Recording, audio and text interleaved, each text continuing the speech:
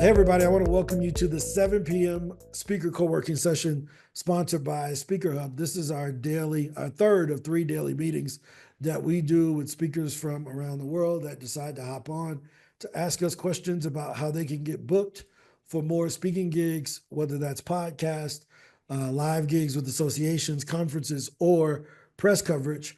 My job as the head bottle washer and fry cook at Speaker Hub is to show y'all how to get on board gigs. I'm joined here as usual with Angela Lewis, our head of operations. She makes sure that our 24 full-time employees and 18 contractors all keep this business running so that I can keep doing these calls. We're also joined by AJ and Chantel, who are two of our clients. And then we got Kay Cadenze. Oh, shoot, I screwed it up. No, yeah, it's Casmende. K Uh, Casmende. There it is. There it is. Kay, you want to introduce yourself? You can. We always let first timers introduce themselves to everyone else in the group. Kay Casminde. K Casmende. I am K Casmende. I am K Casmende. Nice to meet you all. I am hailing from Charlotte, North Carolina. I am an author, speaker, as well as a coach.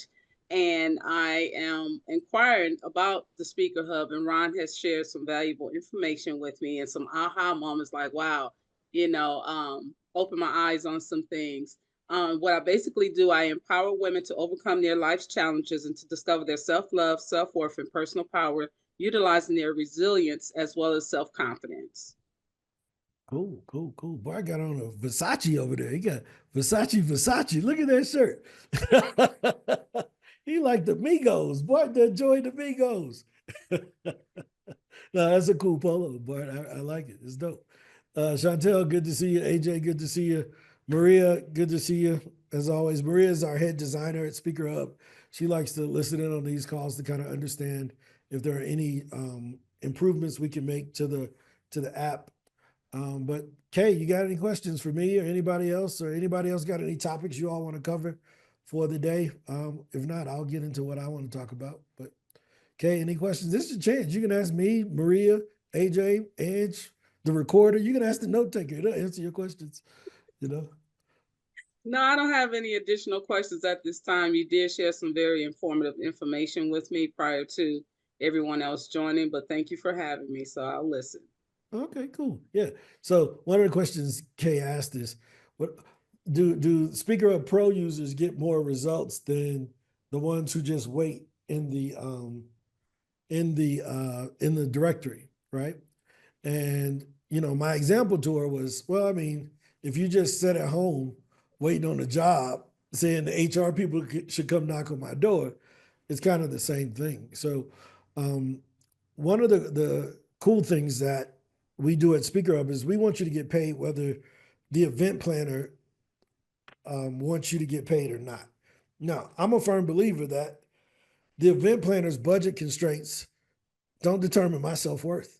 I mean, you know, if if I only got $2,000 to pay Beyonce, should she lower her cost for me?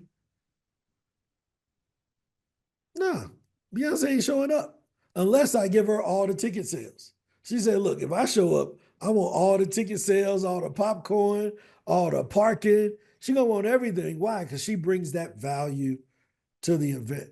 Now, I think a lot of times as speakers, we think of ourselves as Beyonce and we have a fee that we want to collect up front. And when people tell us, well, I can't afford that, we usually bow out instead of asking, well, can I sell from the stage? Can I have a booth in the back of the room? Can you email me out to your list? Can we do a webinar for the people that are on your email list that may not have come to the event? I'll show up and speak for free, but I want to do a webinar also, or I want to be on your newsletter or something of that sort. I don't think we always think about those other options. So that's kind of what I want to talk about today. What are some of the other options to get paid, even if you don't have a product, right? So if I don't have a product or service that I can sell right then and there, what else can I do to get paid, guys?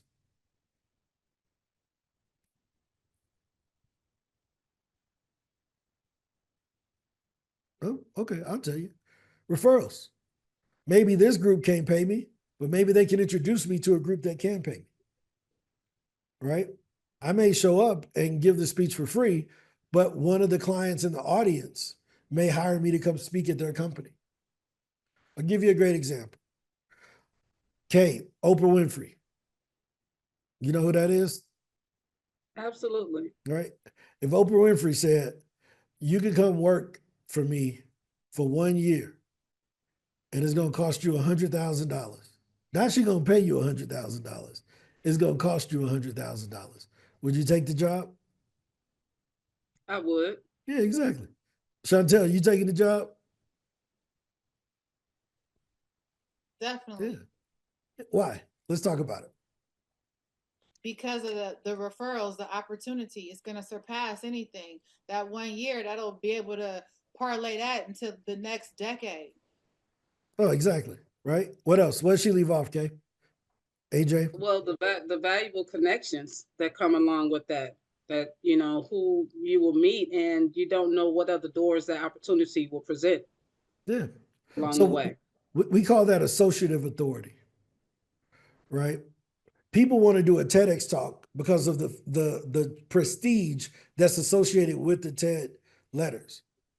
Does that make sense? So I'm taking Stedman's job. That's funny. You about to be a gigolo?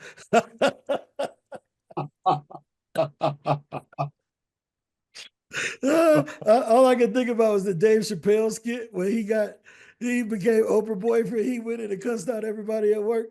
He was like, I'm out of here. I quit, you know? But no, that's so funny. But yeah, when you think of, that's called associative authority, right? Because now that you've been associated with Oprah or with TEDx or with Jeff Bezos or whatever place you go, when they interview you, you reach out to podcast, you'll say, I spent 12 months as Oprah's assistant. Here's what I learned.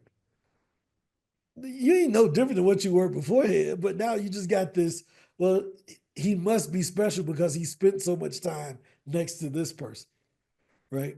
And one of the best stories I always tell people is, I'm not known as a speaker, right? It's not the world I come from. And when we were running the Speaker Hub competitor, everybody kept telling me, oh yeah, that's cool, but y'all ain't Speaker Hub.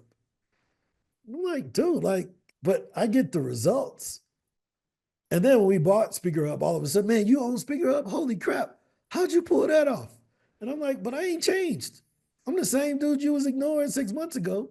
But now that I'm associated with the largest brand, and I'm a black dude, because they usually are surprised, right? And I do sales calls. You got employees and you still hop on sales calls? People don't understand how business works, right? But before they didn't want to talk to me. Back then they didn't want me. Now I'm hot. They all on me, right? So what I learned is sometimes who you're associated with matters, and you just never know who they're associated with, right? So I was on a podcast, and I get a message that says, "I saw you on a podcast, and I want to work with you. I want your company to work with me." I look at the person. Is this who I think it is? It's like a legendary singer. I'm like, holy smokes. Had no idea, but I didn't know that they even knew this little podcast. This podcast got 800 views. 800 views, right? I remember I sent AJ a thing. I said, hey, man, James Worthy from the Lakers just added me on LinkedIn about speaking. So I don't know nothing about, I love the Lakers, but how you know about me? But he had heard me on some podcast, right? And I didn't, how like when people reach out to you, they add you, and then you usually got to say something to them first. No, he added me. Hey, Ron, man, I look forward to working with you. What? I'm screenshotting and put it in the group like, AJ, look at this. Look at what happened, right? But you just never know who's paying attention. Now, why do I bring that up? Because sometimes we half-ass it. We go on a podcast, we barely do it. I ain't really feel like going on it. Your call to actions are weak. You don't have your product straight. People really don't know exactly what you do. You don't give them a memorable framework. You don't give them a a strong call to action so that they can follow up. See, I know James found me on a podcast because my call to action on every podcast is what? Add me on LinkedIn if you want to get booked for more speaking gigs, right? So since that's my steady every time call to action, when someone famous finds me, it's because they probably saw me on one of these podcasts, right? Now, this just doesn't work for podcasts. As I mentioned, sometimes speaking gigs, like doing a TED Talk, you don't get paid for that up front, but you get paid afterwards from it if you do it right. You see what I mean? If you do it right, you get paid afterwards. A lot of times we haven't thought about our entire funnel. And what I mean by a funnel is before, during, and after. How does a person find me before we ever talk? What am I going to say to them when we talk? How do I re-engage them after we talk? Now, we've tried a lot of things at Speaker Hub. We tried signing people up here, meeting with them here, following up later, doing this, making a sale on the second call. We've tried a lot of stuff. Some of it has worked, some of it hasn't, right? But even though we've tried these different things, we've grown the company by 35% so far, member-wise, in 8 months, and 5x the revenue in 8 months just by being more effective, by building the confidence in results. So, Kay, you may not know this. We call ourselves a show your work company. If our stuff don't work and you pay us, what you gonna do? Money back. You ask for your money back, right? So we provide the same thing, right? So what I mean by show your work is we're gonna show you what works, and then we're gonna tell you to get to work. Right? Everybody wanna, oh, that thing did work. I'm just like, no, you ain't sent no pictures. You reached out to 3 people in 6 months. You'll be surprised. Okay. I see it every day. Oh man, I need my money back. This didn't work. And I screenshot their account and I say, you've had an account for 6 months. You've emailed 3 people. You don't work. But I'm happy to give your money back. And we will block your IP address forever. You will never get to come back. Right? And they don't understand I own all 3 of our competition. So I block you over there too. So you can't come back. So people tell me, well, I don't want to use this. I heard about this one. I'll be like, okay, go over there, set the meeting. They go set the meeting. It's me on the call again. Oh, I think I'm in the wrong call. No, you're here for this company. Yeah, I own that one too. Right? No, I joke about it, but it's a true thing. I had someone sign up today for Speaker Hub that was one of our customers in another company, and they have no idea that I own both of them. And I said, we ain't meeting with you, lady. we not meeting with you. I'm not taking this call. I just went ahead and canceled it on my calendar, right? Because she don't know it's me. But once we already had a bad experience, they don't need to reliving it, right? You already showed us where you were.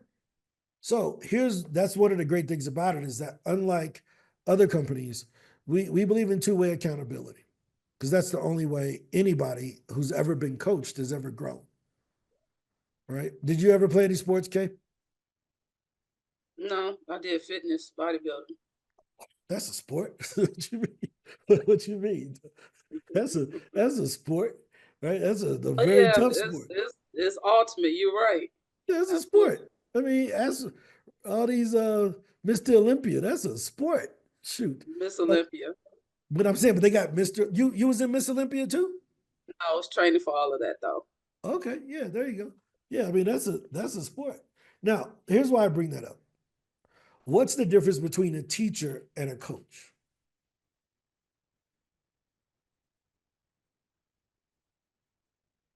Very thin line. Huh? It's a very thin line. Okay, I'm gonna show you. You'll see it in a second, right? Check this out.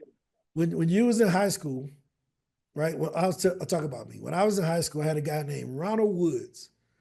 He was my 8th and 9th grade math teacher, right? But he was also the basketball coach at the school. In his class, he taught the lesson and everything was cool. If you got an F, you got an F. He didn't scream at you. You got an F. Cool. That's your grade for the day, bro.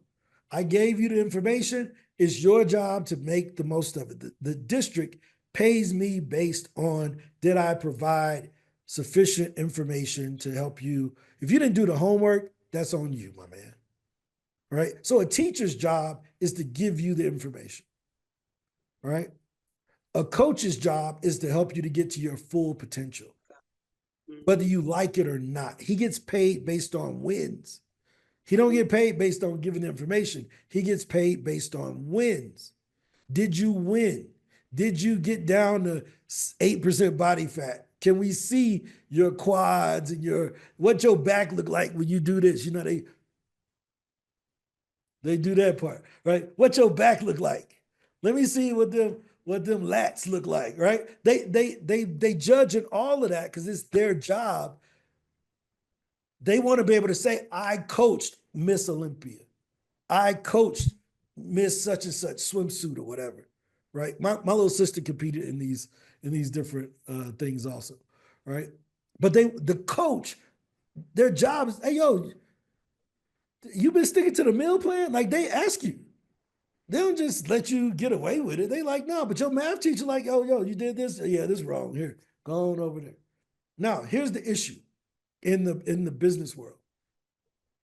Did you ever pay your math teacher, Kay? No. Right? In the business coaching world, we pay our coaches. And the coaches, they still want that $500,000, $2,000 a month. You coach somebody hard, hold them accountable, not letting them get away with their excuses. Guess what? They're going to go find an easier coach. Because they're not really looking for a coach. They're looking for someone to blame when they don't succeed. Oh, man, I tried that. It didn't work. Man, I worked with Ange. Ange didn't really know what she was talking about. But every coach don't know what they talking about? How is it every coach don't know what they talking about? Right? So there's a conflict of interest where a lot of coaches can't coach the business person 100%, even though they may have some integrity. They lose a little bit of it because they want to keep the client. And they're like, dude, if I coach him too hard, he's going to leave. And what do we say? The client is always right. Not over here. Hit you with the beatbox and the refund, homie. Go and give your money back, let you go and be a headache to somebody else. Because you're going to leave the review online, talk about how it didn't work. Right? You're going to leave the review. I tried this and it didn't work. And I'm going to go right underneath it and say, here's a screenshot. She had 1,800 pitches, 1,800 credits with us. She sent 6. Right? So that's the difference. We provide coaching and we don't charge for it. Nobody here pays us for coaching. Right? Because everybody else, I'm like, I just give away the best stuff I know for free, while everybody else is charging for trash. That way they can't say nothing. Like, yo, I just used the system. They helped us. They was there every day, 3 hours a day. They're on the call. They answer all our questions. Those who want to be here, they're here. Those who don't, they're not. But we got different various people that come throughout the day, right? But our job is to be available. So the main thing, as we always talk about, is coaching. Coaching on how do we actually build a business? Because speaking is not a business. I don't care what your coach says, speaking ain't a business. Speaking is a great job. It's great self-employment, right? And you can build income from it.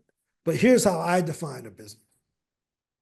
A business is something that you can not be a part of and it still makes money for you. Does that make sense? What was the last restaurant you went to? Okay.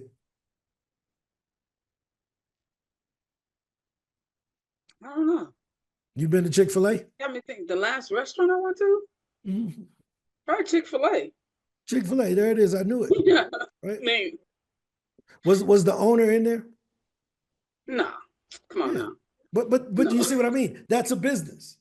The owner at McDonald's ain't in there shaking the fries. He He ain't in there putting the salt on it. He owns the business. And then when he's ready to go, if he wants to sell it to Chantel, he can, if Chantel has the money, it transfers to Chantel.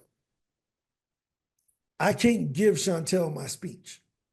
I can make a lot of money off of that speech, but I can't say, hey, y'all hired me, but Chantel gonna show up. No, if you're going Uber Eats, you order Chick-fil-A, you don't care what Chick-fil-A in the city it comes from. You just care that Chick-fil-A shows up. That's called a product. So what we teach is you need to build a product that works even without you, right? So have you ever heard of 7 Habits of Highly Effective People? Yes. Okay. Do you know the author of that book? No, I heard of the book. Okay. I'm gonna show you. Check this out. This guy here.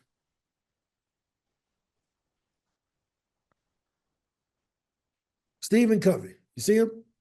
Mm-hmm. When he died? 2012. Yep. He was 80 years old. Died in 2012. How much that book make this year? How much you think it made? Sure, millions. Okay. Toss out a number. Let's go 1.5 million. Okay.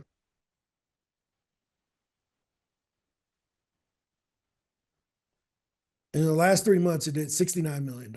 Ooh, I was way off. But good gosh, wait a minute. This is stock. It's Is that publicly his stock? traded. Yeah. What did I see? Yeah, it's publicly traded. Oh, it is his stock. Okay. Yeah. I mean, here it is. Income statement, annual, $287 million in the last 12 months.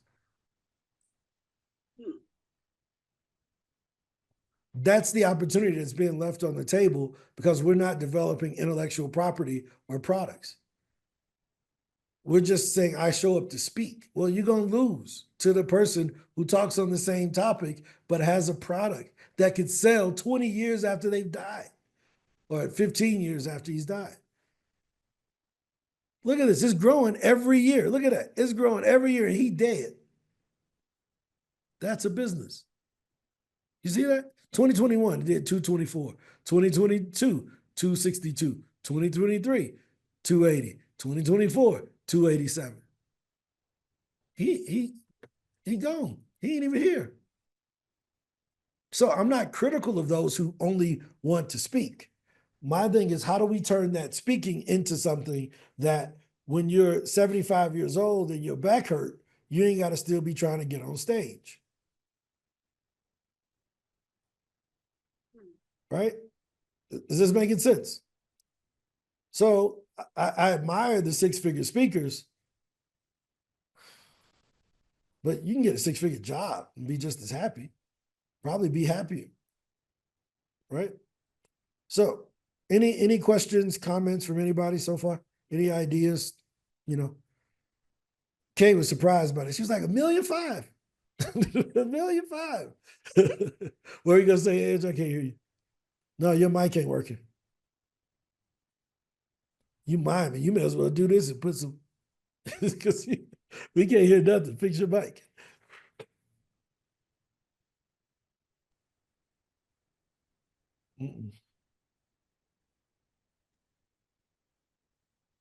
Nope. You may have to, I'm gonna put you out and let you come back in.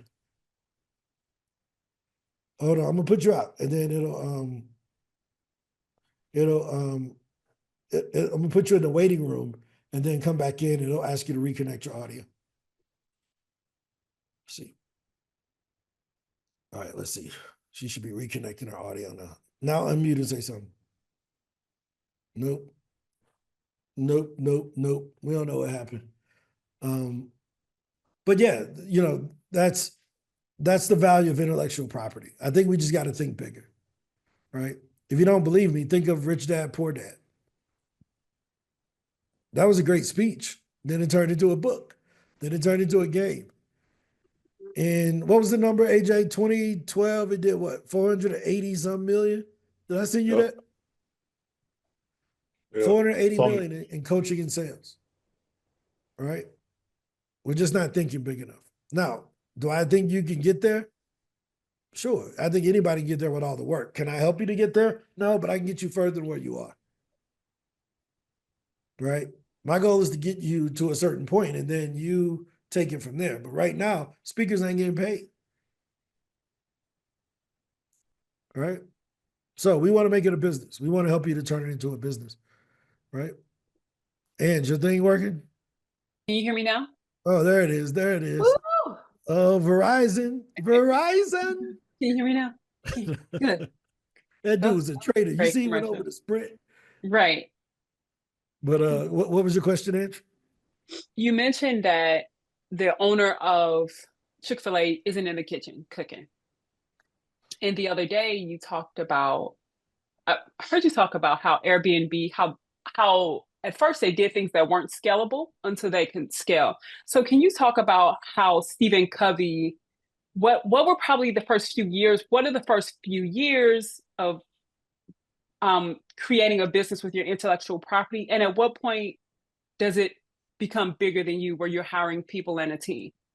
Yep. No, I think that's a good thing. Now, here's the one thing. The only thing that separates a Stephen Covey, a Tony Robbins, a Robert Kiyosaki, a Simon Sinek, these large, what's the other guy? Russell Brunson, John Maxwell, right? They're thinking beyond next week. Here's the problem with most speakers. They quit their job to become a speaker, not understanding that speakers don't make a bunch of money. So now they in thirst mode. But their ego, they done already told everybody, I done quit my job, man. I ain't never going back. I'm going to do my own thing. They done already did that dance in front of everybody. And they have a pension set up like Bart. Bart can do that. Bart retired from the military. He got a paycheck coming in. But the person that quit Google, they ain't got no paycheck coming in. Right? They got their savings. But they done stunted on people so much when they quit that it's hard to eat those turds when it's time to go back to the job. So they entered a world with a short-term view, right? So earlier today, we talked about something called the dip, right? And I want to bring that up, right? Uninformed optimism, right? Let's bring this up here, right? So we talked about this from a different perspective earlier today, but we called it the dip. And Alex Hormozy talks about it, and the way he describes it is a little bit different. When you first start the business, you got uninformed optimism. Man, this is going to be great. I'm about to do this. My life about to be amazing. I told him my boss stupid. You got all of that. And then once you start doing it, you're like, man, this is some bull. Yeah, I mean, I got a few customers, but this ain't working the way I thought it was going to work. I made that first sale. I ain't make the next 5.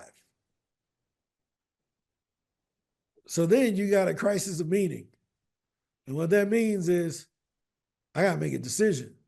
Either I'm going to keep going or I'm going to bail. You know what most people do? They get caught in this loop. They start, I'm going to be a speaker. It gets hard, gets really hard. Okay, I'm going to be a coach.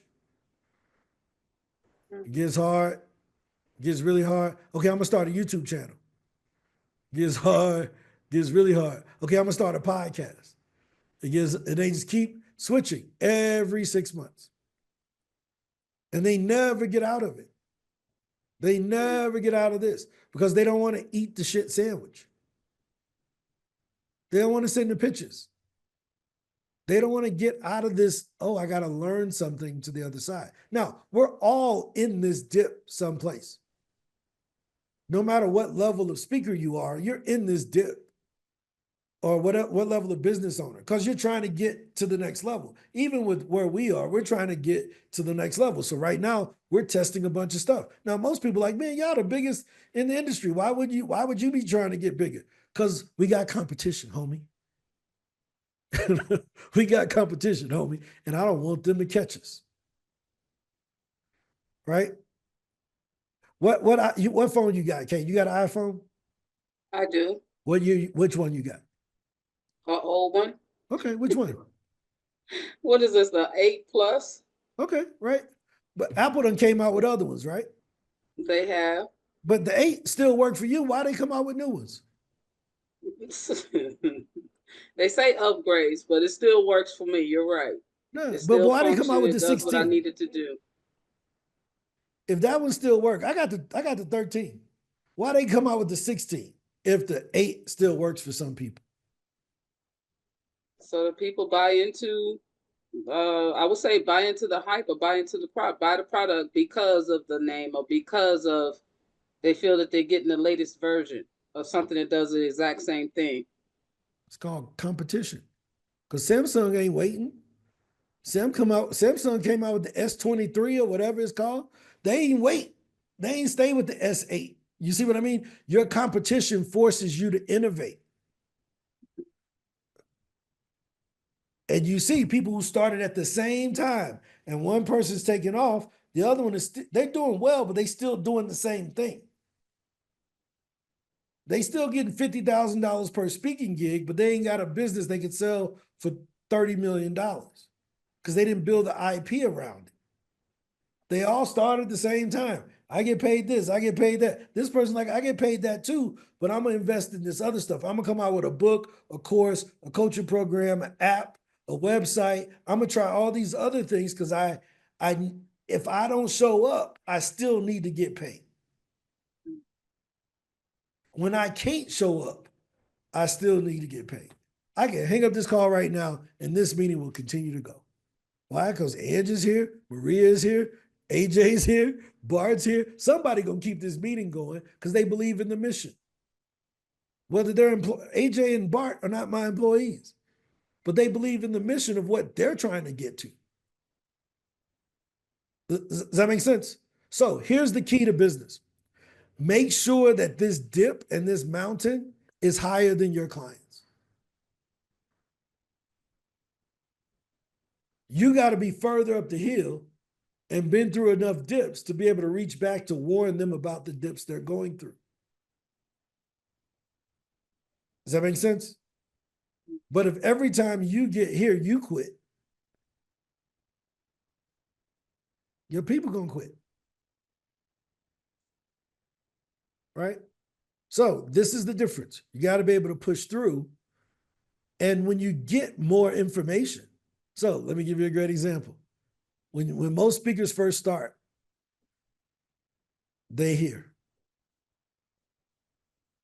It starts getting hard, they sign up for Speaker Hub. They get on a call with me, they down here after that call. They like, look, I need to make a decision.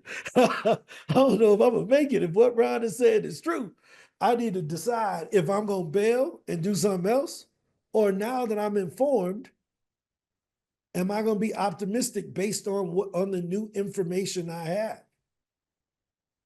Is that fair, Edge? Right? Now I'm informed. I got a new outlook, and I can go forward with that new outlook. When Chantel came, she was hyped.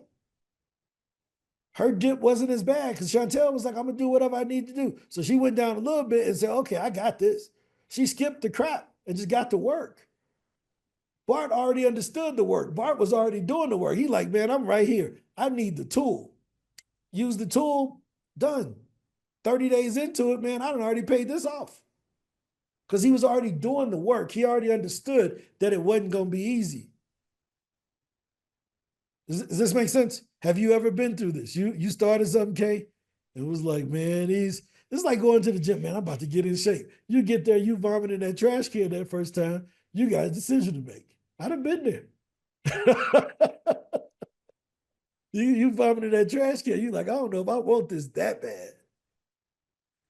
And then you say, you know, I'm gonna push through. I'm gonna just do it again tomorrow. And you just keep living on. If I can just make it to tomorrow, I'll be all right. And then you start looking in the mirror. You're like, oh, shit, I got some pics. Oh, I got these. The trap is popping. My trap's coming in. And then next thing you know, you're on stage. And you get on stage and you may come in second place or sixth place. But you know what you do? You go back and you say, okay, I know exactly what I need to do. I'm at 9% body fat. I need to get down to 8. I got to work a little bit harder. That's cool. Until you. ¿En serio? ¿Qué tú tienes? ¿Qué tú tienes?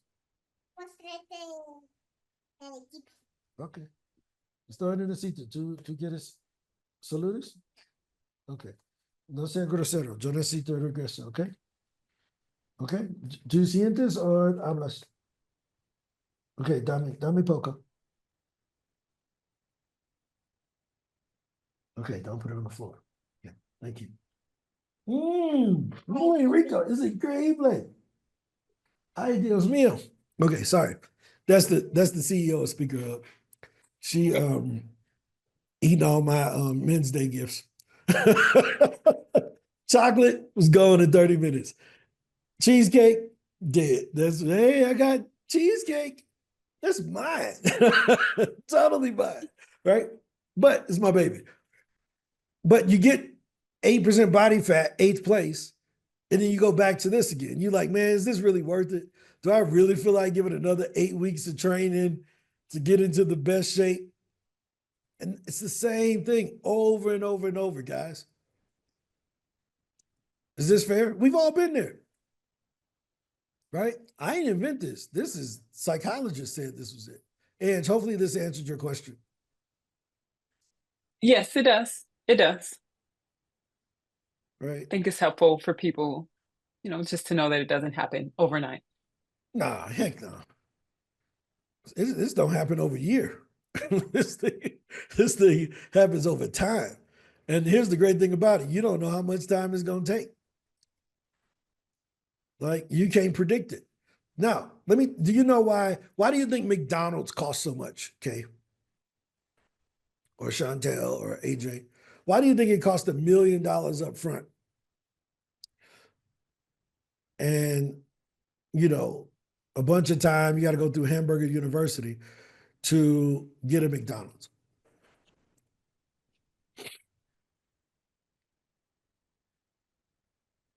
Anybody know? AJ, why do you think that costs? Why do I think? Yeah. I think it costs that much because they put the price there to weed out the people that aren't serious because they know how much money is capable of making if you follow their system. So they probably put the price there to weed out people. Okay, that's one. Yeah, I would say you're paying for the brand first. It's already established. Yep, that's another one. Both of those are good. Anything else? You talking about like as a franchisee, me purchasing? Yeah. Why does it cost $1 million up front to get a McDonald's? Because they are giving me the game on their framework, and I have to pretty much have everything that they already have in place. Like I got to get their stove or their grease or whatever else that it is. I'm duplicating their system, so that's probably how much it costs just to duplicate the system. Oh yeah. I mean, that's what it's going to take, right? Now they require you to have a certain $1 million net worth. I want to look it up so we can see it because I think this is interesting to think about, right? So it could be anywhere from $150,000 to $460,000. Does that make sense? And so this is here. It says the McDonald's does 3.5 million per location. This is how much it costs to start with, even $500,000 up to 2.5. Right? So the franchise fee is 45,000. Got to pay the rent, 300,000. We got about a sign-in and everything, 1.6 million. Right? And then they got a thing where they're going to tell you, you need to have a certain net worth ahead of time, right? Now, and they get 5% of everything. So the minimum net worth is $500,000, and you need to have $250,000 in assets. The average McDonald's franchise does 3.5 million with a 15% operating margin, which means that ends up being, it could be this. It ain't no promise, but it could be. Now, why does it cost so much? I agree with AJ. That's one part, right? I agree with Bart. That's another part. I agree with Chantel. That's another part. So they're trying to weed out the folks who ain't serious, right? You're getting their brand so people know, right? And then you got to buy the stuff, right? But the other part is the results. The fries in Miami taste the same as the fries in California. People are getting a predictable outcome. It took them time to develop that system. A lot of those ups and downs. And they don't want the person. Here's the bad thing about the internet. It has made $1 million feel like no money. But yet everybody who posts about how $1 million ain't a lot ain't never made $1 million. It's like, what? Right? Now, why do I talk about that? Here's the reason. There's a certain level of discipline it takes to have $250,000 liquid. Unless you sold a house or flipped a house or ran some business, even if you did, it's still a level of discipline that it takes to have $1 million cash in the bank. So McDonald's already knows that if you ain't got the discipline to get there, no matter how you got there, even if you was Big Meech and Big Meech had discipline, he just had a crazy product, right? Pablo Escobar had discipline. He had a legal product, but he had discipline like you wouldn't believe. So they know that it takes a certain level of discipline to be able to get through and understand that there's going to be ups and downs, right? They know that there's something about being a part of that brand. And then they also trust, like Chantel said, you're getting the systems. That's really what we offer at Speaker Up. It's not a franchise, right? But we don't let people try it out for a month no more. No, we good. You can't try out at McDonald's for a month. So go and do whatever you want to do. Try that out for a month over there. But we looking for folks that really want to be committed and fight through and trust that we can help them to get there. So, we're bringing back the Booked in 5 Days challenge. I've been talking about it all day. That's, the new way for people to be able to see what we do. They can take a look at it and decide on the back end if this is something they want to be a part of. So if you're watching this on YouTube and you're like, yeah, I think Speaker Up is the place for me. All my other coaches been lying to me. They ain't never get me booked nowhere. Tired of your executive producer dancing in your videos. Come on over to Death Row. We got you. Right? No, I'm just kidding. Any other questions? Is this helpful, Kay? Yes, it's very helpful. Cool. Hopefully we didn't discourage you. That ain't our job. Our job is to fortify you and to make you tougher so you can actually. She's been doing the work. She did 3 podcasts so far this year, right? Mm-hmm. That's a big deal. And that's just this year. And I think she had two speaking gigs too. Yes. On top of the 3 podcasts. Live stage and virtual. Yep. And she generated 2 leads from her events. Now, I don't think you understand how big of a deal that is. I don't think you understand. Oh, I didn't think it was. I mean, Okay. It is wins to celebrate. Yes, absolutely. Because since this year started, things has just been taken off, and I'm grateful for it. So no, I would not know, in this world that it's a big deal because, again, that was phase 1, focused on visibility, getting myself out there, my name, and we're still rolling and getting ready to roll into phase 2, second quarter. Oh yeah, no, we'll help you. If you want us to help you, we'll help you, right? But having 5 gigs already through 2 weeks of March, compared to the data I showed you, 43% of speakers didn't do 5 gigs all of last year. That's just crazy to me. It's like unheard of. Like, it's what? Because they be lying. Show me that. I'm like, what? Hold on. I mean, they be lying. That's what you said. But now you got me thinking about people I do see out here, names that are known. Are they lying? So, and I've done programs too. The people that are known, I won't say that they're lying. I'll say this. The most popular speaker coaches don't want to be speakers. That's why they're coaching. And let me show you why. Here's what happens. Let's say, for instance, you charge $60,000 for a speaking gig. We know speakers that do that, right? Do you think that they can keep raising their price to $200,000, $300,000 per gig? Not just for speaking. Now, I get what you're saying. If they're selling from the stage, okay. No, yeah, I'm talking you about got for other the show products, up yeah. fee. I'm talking about to show up to speak. Oh, No, they can't keep raising it. There's a ceiling on that, right? And you saw my little daughter come in. mhm. If I got a speaking gig next Wednesday, what day do I need to fly out of my house? I would say Monday or Tuesday. Yeah, at worst Tuesday, the day before in the morning, so I can spot out the spot, make sure everything right. And then after the conference, they're gonna have a dinner, so I ain't gonna be able to leave until Thursday, right? Do I really want to do that 50 weeks out of the year, where I'm gone from my babies half of the year? I'm just saying. Do you see what I mean? So you reach this ceiling of I can only charge so much and I only got so much time. And if I'm doing 2 gigs a week, I'm leaving on Monday and I ain't getting home till Saturday.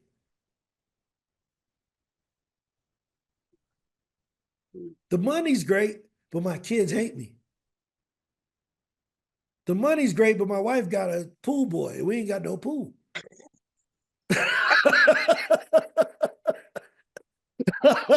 She done hired a pool boy. We ain't got no pool.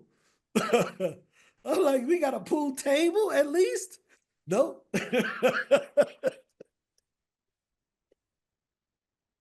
I'm just saying.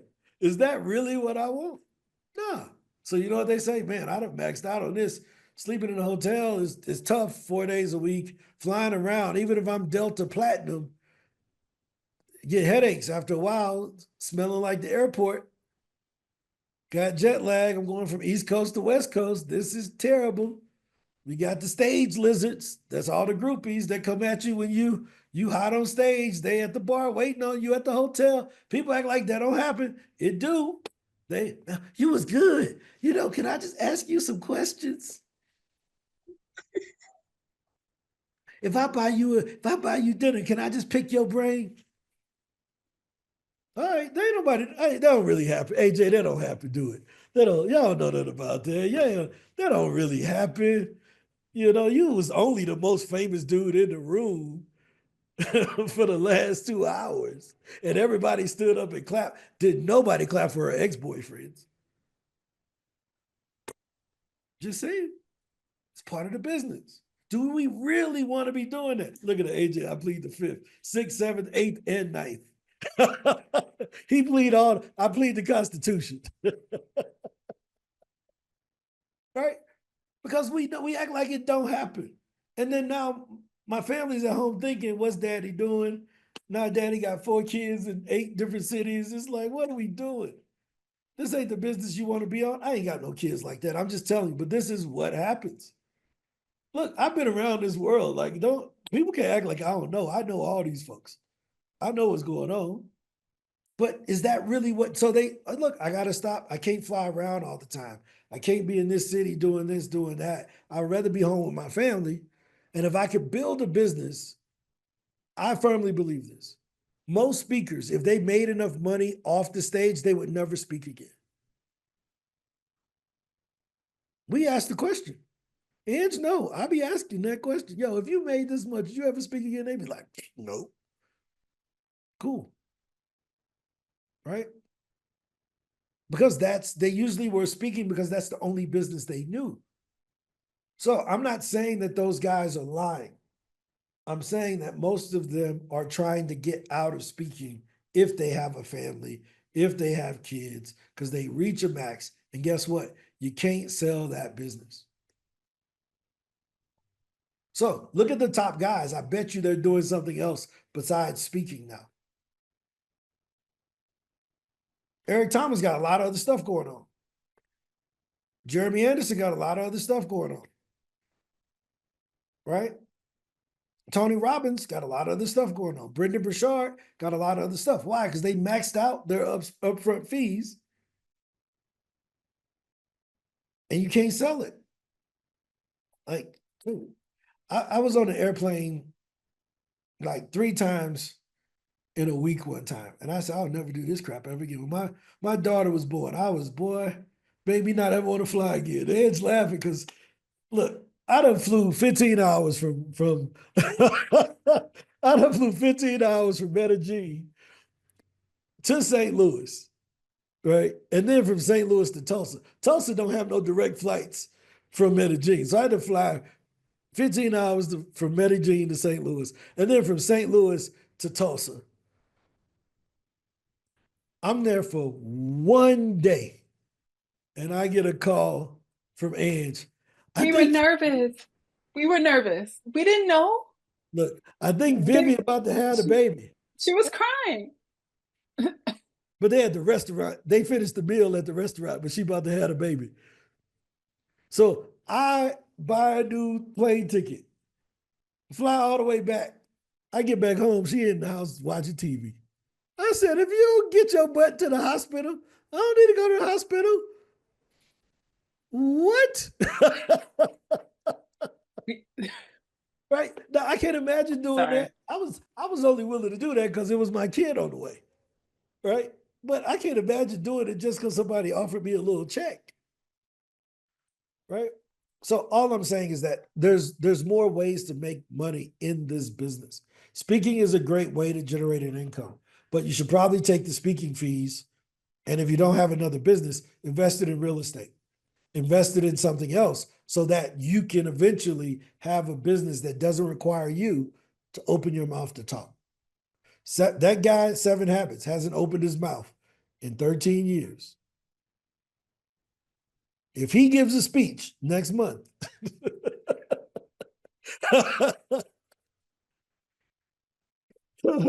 if he give a speech next month, right?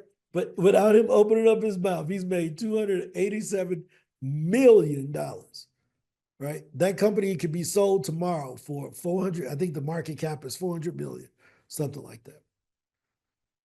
Right. So all I'm saying, guys, as we close out today is the opportunity is a lot larger than what we think. And I repeat this every day. I don't give the same speech every day, but I go over a similar topic every day because we don't need to be taught as much as we need to be reminded. Every day, we just need to be told that the opportunity is bigger than the 6-figure speaker. All I need to do is see that there's somebody with a 9-figure intellectual property business. All I needed to see was there was another one of our competitors that's in a different space, but the same business. All I needed, they opened up their financials online. They made it public. I watch them. Every month I'm looking like, is mine tracking with theirs? Because they doing 50 million a year. I'm like, I want to be there. I match mine up with where they were at this time, and I track it every single month. Like, here's the thing. Out of our 20-something people, everybody but I think the dev team, I think out of our 24 full-time people, 19 of them got access to my Stripe account. That's how transparent we are with the financials at Speaker Up. Like, look and see. If we don't make no money this month, it's your fault, right? Right? Because we can't say we showing our work, but I'm hiding everything from the team. Does that make sense? Customer support can hop in there. The dev team can hop in there. Anybody on marketing, look at it. I open it up every Monday. Here's where we are, guys, versus last month. Here's where we need to be. Here's what's changed. Because if they don't see the numbers, how can I hold them accountable to the numbers? You know what they think? They think I'm just this rich dude. No. Hey. No. Look at these numbers. This number going down, but you want to raise, player. That's how you run a business, right? That same way that Franklin Covey numbers is online and anybody can see it. See, all I'm doing is practicing for when we go public. See, I ain't talked about it, but I got a plan. We're going to take this joint to the moon, but I got to practice now. If I ain't comfortable showing my financials now, how can I be comfortable showing the financials when we go public? Does this make sense? See, here, all I needed was this. I'm going to show you something. I'm going to show you. This is, let me stop this. Hey, this event over. Talk to y'all later. Let me stop this.